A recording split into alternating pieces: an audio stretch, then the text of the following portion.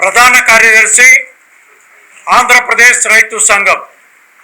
ఇవాళ కేంద్రంలో నరేంద్ర మోడీ ప్రభుత్వం తమ ఇష్టం వచ్చినటువంటి పద్ధతుల్లో బిల్లులు తీసుకొస్తూ ఉన్నారు, ఉన్నటువంటి పథకాలని మారుస్తూ ఉన్నారు.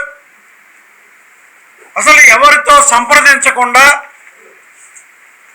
రాష్ట్ర ప్రభుత్వాలతో సంప్రదించరు, రైతాంగంతో సంప్రదించరు, మేధావులతో సంప్రదించరు, ఇష్టం వచ్చినటువంటి పద్ధతుల్లో వ్యవహరిస్తున్నారు.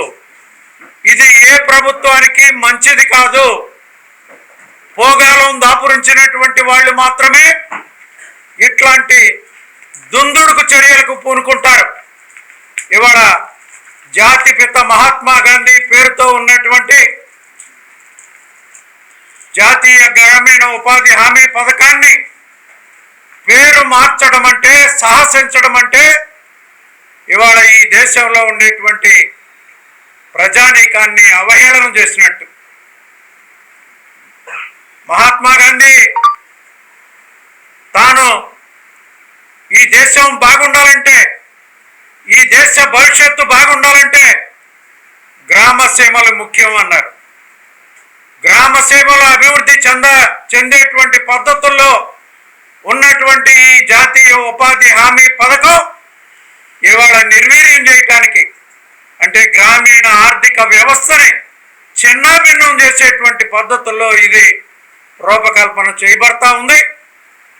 ఇది చట్ట రూపం ఆమోదం ఈ రూల్స్ బయటకు వస్తే మరింతగా నష్టం జరిగేటువంటి పరిస్థితి ఉంటుంది. కాబట్టి కేంద్ర ప్రభుత్వం పునరాలోచన చేయాలి. మహాత్మా గాంధీ పేరుతో ఉన్నటువంటి పథకాన్ని యథావిధిగా కొనసాగించాలి. అదేవిధంగా రాష్ట్ర ప్రభుత్వం యొక్క 40% భరించాలి అనేటువంటిది ఏ రాష్ట్ర ప్రభుత్వానికి తగినటువంటి పద్ధతి కాదు ఇది. కాబట్టి రాష్ట్ర ప్రభుత్వాల ఆమోదం లేకుండా ప్రజల యొక్క ప్రయోజనాలని తాకట్టు పెట్టేటువంటి పద్ధతుల్లో కేంద్ర ప్రభుత్వం వ్యవహరిస్తున్నటువంటి ఈ విధానాన్ని మార్చుకోవాలా.